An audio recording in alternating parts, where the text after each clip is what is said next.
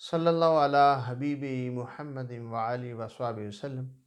ناظرین، آج ہم یہ جو مسئلہ اکثر نوجوانوں کے اندر پیدا ہو چکا ہے، یہ جو پاس سیلز ہیں یہ بڑھ جاتے ہیں، جس کی وجہ سے یہ جو سپرم ہے ان کے اندر کمی آ جاتی ہے۔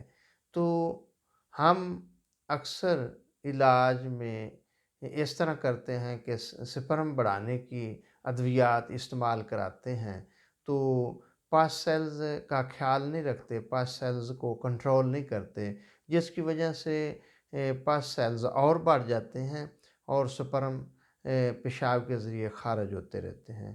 تو سب سے پہلے جو اہم چیز ہے وہ ہے پاس سیلز کو کنٹرول کیا جائے۔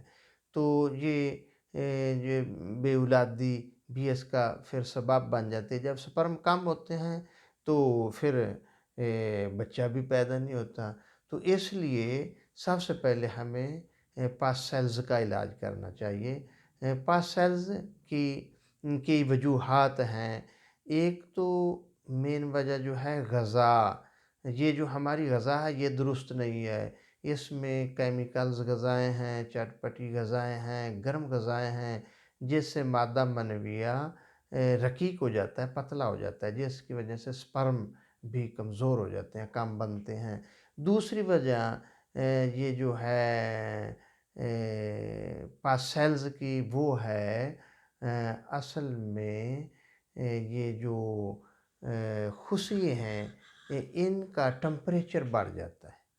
تو اصل میں جب ٹمپریچر اس کا خصیوں کا بڑھ جاتا ہے تو پھر سپرم جو ہیں وہ کم بنتے ہیں۔ تو ان کے ٹمپریچر کو کنٹرول کرنا ضروری ہوتا ہے تاکہ سپرم زیادہ سے زیادہ بڑھ جائے، کیونکہ گرمی خشکی کی وجہ سے ٹمپریچر جب بڑھ جاتا ہے تو سپرم بڑھنا کم ہو جاتے ہیں۔ تو اس کے ٹمپریچر کو قائم رکھنے کے لیے اور مزاج کے اندر جو گرمی خشکی بڑھ جاتی ہے اس سے مادہ منویہ رقیق ہو جاتا ہے، پتلا ہو جاتا ہے۔ تو ان دونوں صورتوں کی وجہ سے جو سپرم نہیں بنتے، تو ان کے لیے ہم نے ایک ایسا نسخہ تجویز کیا ہے اور دواخانے کے اندر ہم استعمال بھی کرا رہے ہیں، اور تو وہ بہت ہی مجرب اس کو ہم نے پایا ہے۔ تو یہ جو نسخہ ہے اس کو نوٹ کر لیں۔